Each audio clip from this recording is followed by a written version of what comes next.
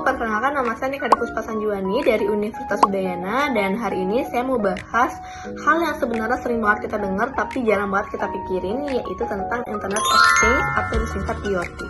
Nah, IoT ini sebenarnya membahas tentang bagaimana sih benda-benda di sekitar kita ini bisa terhubung ke internet dan mengirimkan data mereka secara otomatis dan tanpa perlu kita suruh-suruh nih, jadi mereka berjalan secara otomatis seperti kerja bareng dengan kita. Nah, contohnya gampang banget.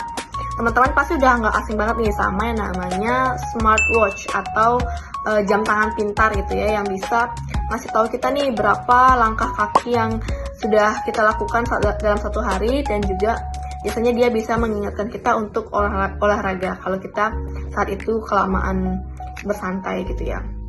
Nah, di kalangan kita mahasiswa juga beberapa kampus sudah menerapkan yang namanya absensi otomatis menggunakan sensor wajah. Itu juga contoh dari penggunaan IoT, dan juga beberapa rumah yang menggunakan seperti lampu, AC, dan barang elektronik lainnya yang bisa dikontrol lewat handphone.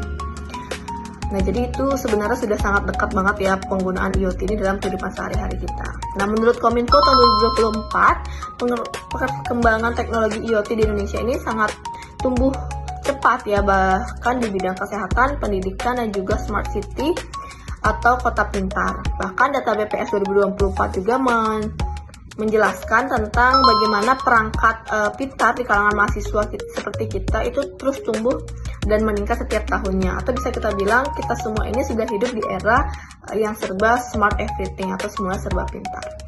Nah, tentu saja IoT ini tidak berjalan secara mulus. Kita harus berhati-hati karena semuanya terhubung ke internet. Pasti data pribadi dan juga privasi kita harus tetap kita jaga. Kita nggak bisa asal pilih klik setuju, bahkan dari data-data yang nggak jelas itu nantinya akan bisa membocorkan data pribadi kita itu, teman-teman. Nah, teman-teman, kalau dipikir-pikir, dulu kita lihat perkembangan teknologi ini dari film-film saja gitu ya. Saya merasakan hal itu, tapi sekarang sepertinya semuanya sudah dekat, perkembangan teknologi itu sudah semuanya ada di sekitar kita. Nah, pertanyaan saya buat teman-teman, apakah teknologi yang serba otomatis ini memang mempermudah kehidupan kita, atau justru kita nih yang kehilangan kendali atau kehilangan kontrol karena terlalu bergantung terhadap teknologi ini? Nah, teman-teman bisa komentar apa pendapat teman-teman tentang pertanyaan saya.